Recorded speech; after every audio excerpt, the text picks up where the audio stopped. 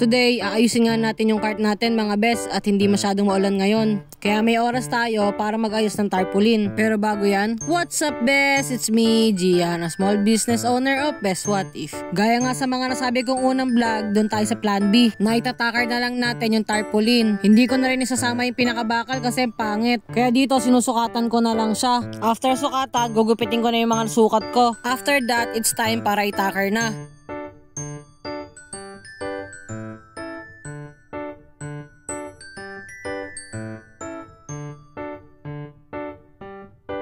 Hindi ko nga maitakar yung nasa baba kasi tumatama doon sa may sahig. Kasi kailangan itaas yung cart nang sa ganon matakar natin sa baba. Bali same lang yung gagawin natin. Dito sa may taas ng tindahan. Susukatin, guguntingin, tsaka natin itatakar.